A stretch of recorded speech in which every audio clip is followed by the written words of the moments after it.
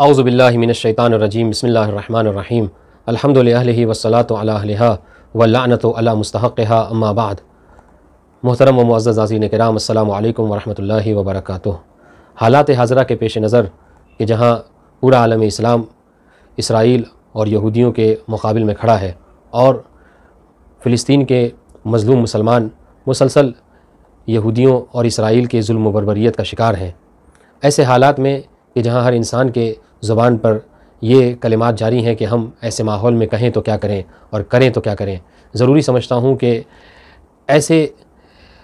हालात में ख़ुद पैगम्बर इस्लाम सल्लल्लाहु अलैहि वसल्लम कि जिनकी ज़िंदगी को हमारे लिए नमूने अमल और आइडियल करार दिया गया, चुनांचा इरशाद हो रहा है लक़द कान लकुम फ़ी रसूलिल्लाहि उस्वतुन हसना, कि तुम्हारे लिए मेरे नबी की ज़ात नमूना और आइडियल है। तो हम ये देखते हैं कि पैगम्बर इस्लाम सल्लल्लाहु अलैहि वसल्लम के ज़माने में भी इस तरह का वाक़या रूनुमा हुआ था कि जब यहूदियों ने मदीने की कुछ ज़मीनों पर कब्ज़ा जमा रखा था तो पैगम्बर इस्लाम ने उस कब्ज़े को किस तरीक़े से छुड़वाया और किस तरीक़े से मकबूजा ज़मीनों को वापस मदीने वालों के हवाले किया। चुनांचा रिवायतों में मिलता है, और अगर कोई चाहे तो सूरह हश्र की आयत नंबर 2 की शान नुज़ूल को पढ़े तो उसमें ये बातें साफ़ तौर पर उसे मिल जाएंगी कि किस तरीक़े से खुदावंद आलम के हुक्म से पैगम्बर इस्लाम ने यहूदियों के कब्ज़े से ज़मीन मदीना को छुड़वाया था। चुनांचा आप मुलाहिज़ा फरमाइए कि मदीने के आसपास 3 तरह के यहूदियों के गिरोह रहा करते थे, जिसको तारीख़ ने लिखा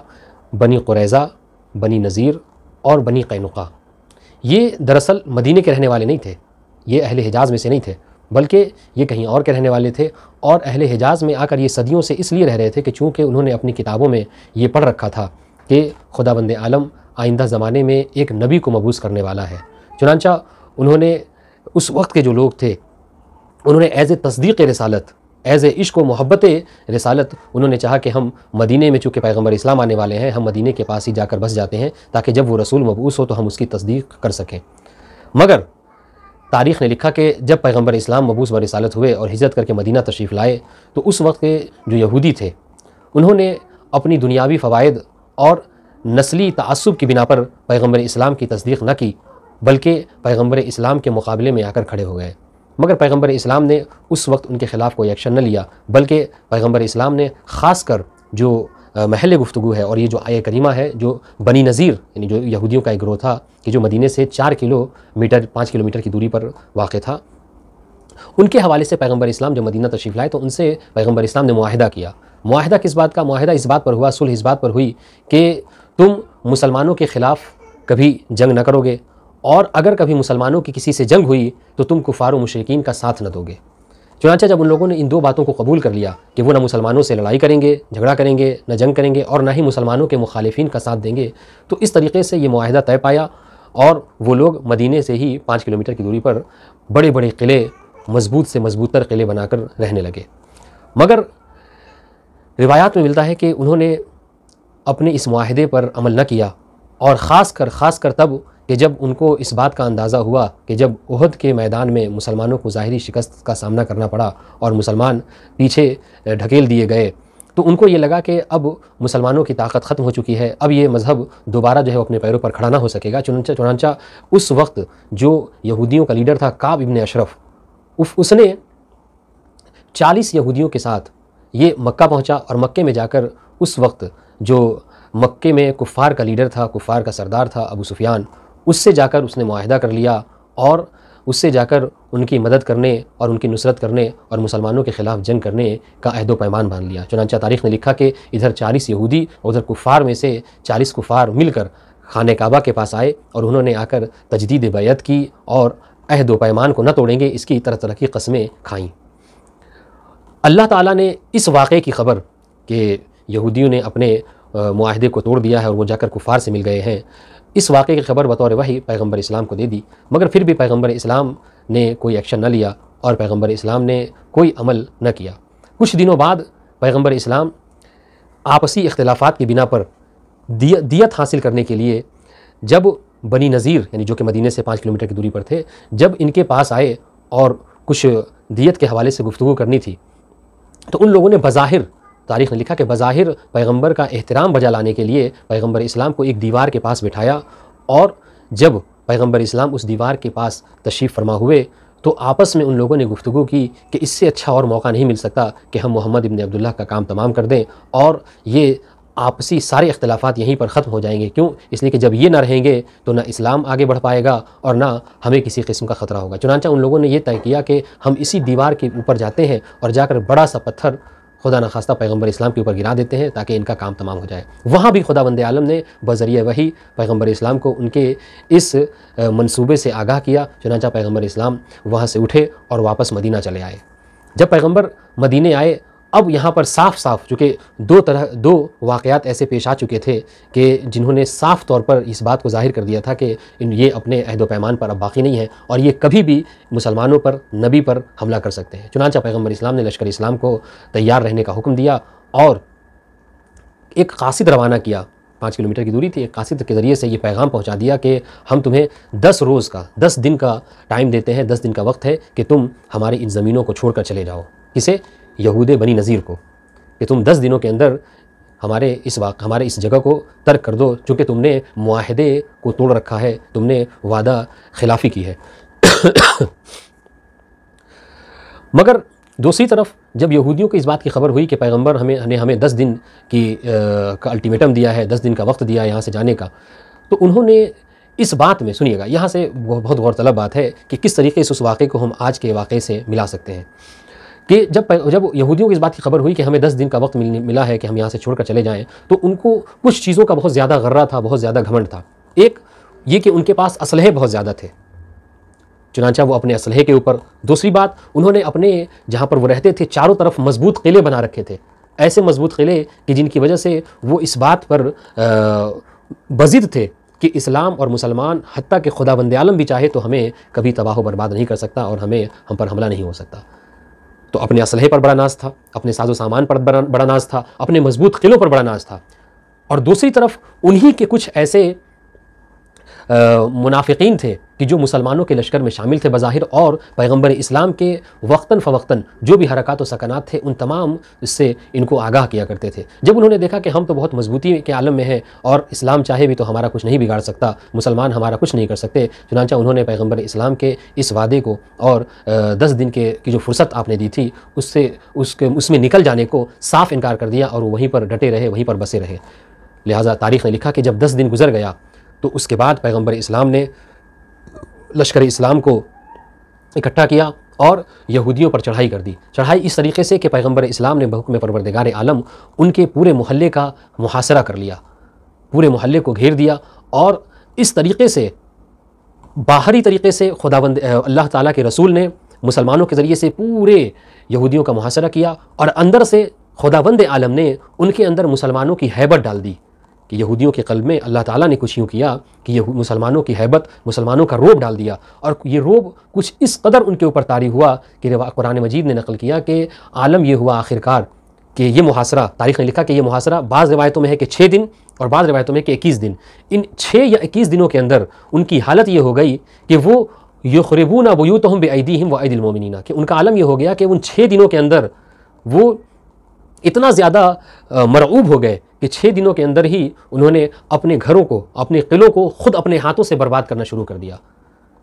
अब यहाँ पर मुफस्सिरीन ने लिखा कि यहूदियों ने खुद अपने हाथों से उन किलों को क्यों बर्बाद किया, अपने घरों को क्यों बर्बाद करना शुरू कर दिया। तो इसके लिए मुफस्सिरीन लिखते हैं कि चूँकि उनका इरादा ये बन चुका था कि हम यहाँ नहीं रहेंगे, यहाँ इस जगह को तर्क करके चले जाएंगे, तो उन्होंने ये सोचा कि कहीं ऐसा ना हो कि हमारे जाने के बाद मुसलमान इन घरों से इस्तेफ़ादा करें, मुसलमान इन मजबूत किलों से इस्तेफ़ादा करें। चुनांचा अंदर से उन्होंने ये सोचकर अपने घरों को तबाह बर्बाद करना शुरू कर दिया, अपने साजो सामान को बर्बाद करना शुरू कर दिया। और दूसरी तरफ मुसलमान थे कि वह अयदिल मोमिनीना भी कहा गया कि जो बाहर की तरफ से उन्होंने चूँकि बहुत ज़्यादा जो है वो खिलाफ वर्जी कर रखी थी, तो बाहर से मुसलमानों ने उनके घरों को तबाह करना शुरू कर दिया। तो इस तरीके से ज़ाहिरी और बातनी दोनों तरफ से यहूदियों पर हमला किया गया। चुनांचा आखिरकार वो सरे तस्लीम खम हुए और उस जगह को छोड़कर जाने पर आमादा हो गए। चुनांचा पैगंबर इस्लाम ने हुक्म दिया कि इन घरों को छोड़कर, साजो सामान को छोड़कर, बाज़ रिवायतों में है कि फ़कत हुक्म दिया गया कि सिर्फ़ और सिर्फ अपनी सवारी को लेकर यहाँ से निकल जाओ और बाज़ रिवायतों में है कि पैगंबर ने साजो सामान का हुक्म दिया कि घरों को छोड़कर साजो सामान जितना लेकर जा सकते हो वो तुम लेकर चले जाओ। चुनांचा उन्होंने असलहे को तर्क किया और जितना साजो सामान था, चूँकि पैगंबर ने कह रखा था कि असलहा नहीं लेकर जाना है। तो आप देखें यहाँ से दो तरह की रिवायतें हैं। बाज़ रिवायतों में कि हुक्म दिया पैगंबर ने कि फ़कत और फ़कत ऊँटनी यानी अपनी सवारी को लेकर जाओ, और बाज़ रिवायतों में है कि पैगंबर ने कहा कि असलहे को छोड़कर अपना साजो सामान जो लेना जाना चाहो लेकर चले जाओ। तो उसका नतीजा ये निकला कि जिन रिवायतों में ये मिलता है कि पैगंबर ने साजो सामान ले जाने का हुक्म दिया था, उन रिवायतों में आगे ये बात मज़कूर है कि उन लोगों ने जितनी कोशिश की, जितना हो सका साजो सामान अपने सवारियों पर भर लिया ताकि उसको लेकर जा सके। और जो दूसरी रिवायत है कि जहाँ पर कहा कि फ़कत सवारी ले जाने का हुक्म दिया, तो वो फ़कत अपना सवार लेकर वहाँ से छोड़कर चले गए। नतीजा ये हुआ कि इस तरीके से वो ज़मीन कि जिस पर यहूदियों ने कब्ज़ा जमा रखा था, एक सदियों से उस पर रहा करते थे, पैगंबर इस्लाम ने के इस मंसूबे के तहत वो उस ज़मीन को छोड़कर जाने पर मजबूर हुए, और इस तरीके से खुदावंद आलम ने मुसलमानों को, पैगंबर इस्लाम को ये फ़तह नसीब फरमाई। तो अगर इस वाक़े में आप गौर फरमाएँ तो हमें कुछ नताइज मिलते हैं कि जिन्हें हम आज के वाक़े से मरबूत ज़रूर कर सकते हैं। आप देखिए, सबसे पहली चीज़, चूँकि ये यहूदी हैं, इनकी फ़ितरत में ये चीज़ शामिल है कि वो इब्तदा इस्लाम से लेकर आज तक मुसलसल इस्लाम और मुसलमानों से बरसरे पैकार रहे हैं। चुनांचा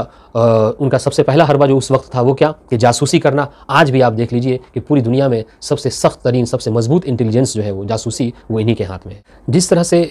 कल उन्हें अपने असलहों पर बड़ा नाज था, आज भी आप मुलाहिज़ा फरमा लीजिए कि आज भी आलम यही है कि उनको अपने असलहे के ऊपर बड़ा गुमान है। चुनांचा आज मज़लूम लोगों के ऊपर असलहे के ज़रिए से रॉकेट गिराना, बम गिराना, ये सारी चीज़ें जो हैं वो आम हैं।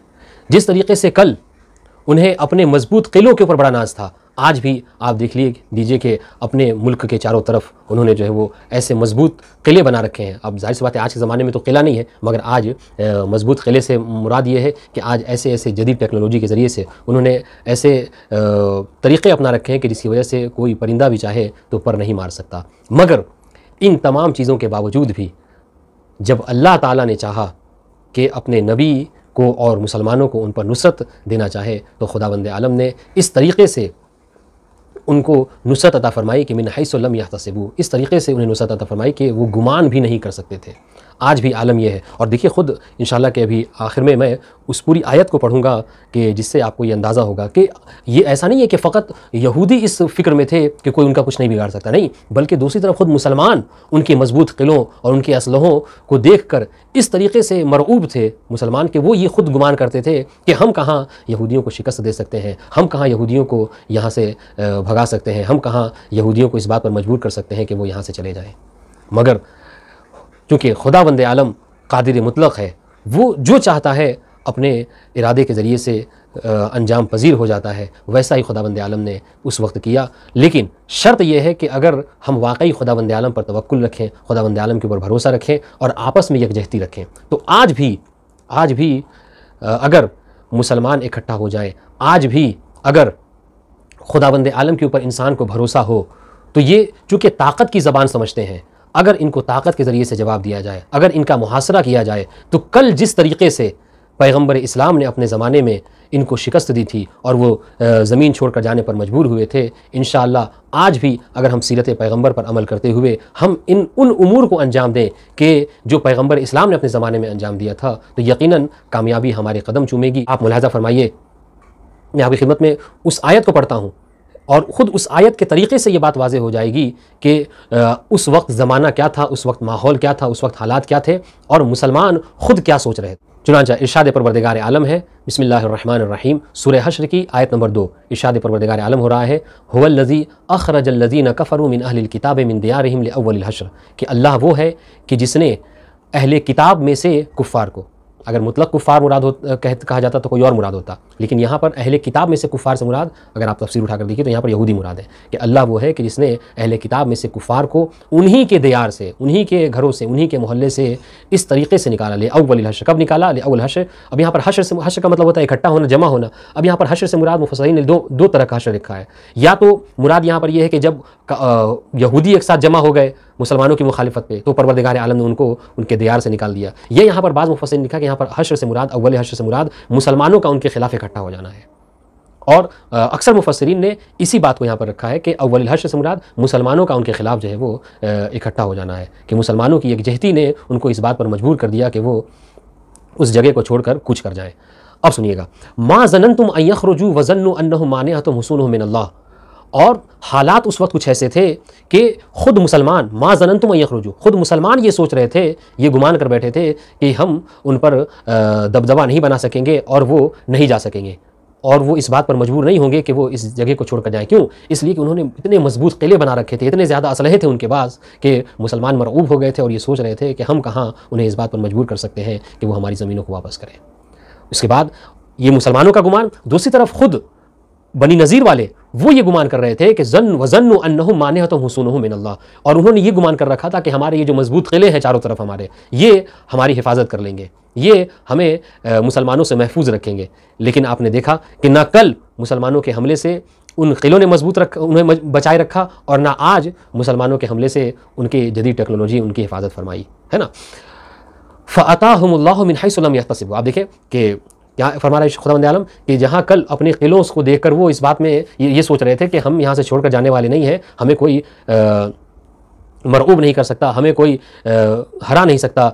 मगर परवरदिगार आलम ने फ़अताहुमुल्लाहु मिन हैसु लम यहतसिब, खुदावंद आलम ने अपनी मदद, अपनी नुसरत उनको इस तरीके से पहुँचाई कि वो गुमान भी नहीं कर सकते थे कि खुदावंद आलम इस तरीके से भी मुसलमानों को नुसरत पहुँचा सकता है। वक़ज़फ़ फ़ी क़ुलूबिहिम रुअब युख़रिबून बुयूतहुम बिअयदीहिम व अयदिल मुमिनीन। अच्छा, परवरदिगार आलम की नुसरत कैसे फरमाई? मुसलमानों की इस तरीके से नुसरत फरमाई कि मुसलमानों का दबदबा, मुसलमानों का रोब उनके दिलों पर अल्लाह ताला ने इस तरीके से तारी किया कि वो इस बात पर मजबूर हो गए कि युख़रिबून बुयूतहुम बिअयदीहिम व अयदिल मुमिनीन, कि वो खुद अपने हाथों से अपने बनाए हुए घर को बिगाड़ने लगे, बर्बाद करने लगे, और मुसलमान भी साथ साथ उनके घरों को जो है वो बर्बाद कर रहे थे। तो यहाँ पर जैसा कि समझ किया कि वो क्यों बर्बाद कर रहे थे, वो इसलिए बर्बाद कर रहे थे ताकि अगर हम यहाँ से छोड़कर चले जाएं तो मुसलमान इसको इस्तेमाल ना कर सकें, और मुसलमान चूँकि मारज़ जंग में थे, हमला कर रहे थे, लिहाजा वो उसको बर्बाद कर रहे थे। फ़अतबिरू या उलिल अब्सार, ए साहिबान बसीरत, तुम्हें चाहिए कि तुम इस वाक़े से इबरत हासिल करो। तो हम अगर आज साहिबान बसीरत हैं, चूँकि खुदावंद आलम ने हमें इबरत हासिल करने की दावत की है, तो लिहाजा अगर हम आज बसीरत रखते हैं तो हमें बसीरत की निगाहों से आज हमें कुरान मजीद की इस आयत करीमा से इबरत हासिल करनी होगी। और जिस तरीके से कल पैगम्बर इस्लाम ने मुसलमानों के ज़रिए से यहूदियों के मुकाबले में पैगम्बर इस्लाम को अल्लाह ताला ने मुसलमानों को नुसरत अता फ़रमाई थी और कामयाबी अता फ़रमाई थी, अगर आज भी हम डट कर खड़े हो जाएँ और अपना जो मंसूबा है अगर उसके ऊपर हम बाकायदा तौर पर अमल करें तो यकीनन आज भी कामयाबी हमारे कदम चूमेगी, और इस तरीके से जो मज़लूम है वो जुल्म से जो है वो नजात पा लेगा और खुदावंद आलम ज़ालिमों को नीस्त नाबूद कर देगा। खुदावंद आलम की बारगाह में दुआ है कि माबूद मोहम्मद वाले मोहम्मद के सदक़े में हमें वाकई तौर पर तालीमात कुरान, तालीमात अहादीस के ऊपर अमल करने की तौफ़ीक़ अता फ़रमा। परवरदिगार तुझे वास्ता है मोहम्मद वाले मोहम्मद का, मज़लूम फ़िलिस्तीनियों की मदद फरमा, ज़ालिमों के शर से उन्हें महफूज फरमा, जुल्म को, ज़ालिमों को नीस्त नाबूद फरमा। सबसे बड़ी दुआ कि मेरे बाबूद इमाम ज़माना अजलल्लाहु ताला फ़रजहु शरीफ के ज़ुहूर में ताजील फरमा और हमें उनके आवान व अंसार में शुमार फरमा। रब्बना तक़ब्बल मिन्ना इन्नका अंतस समीउल अलीम।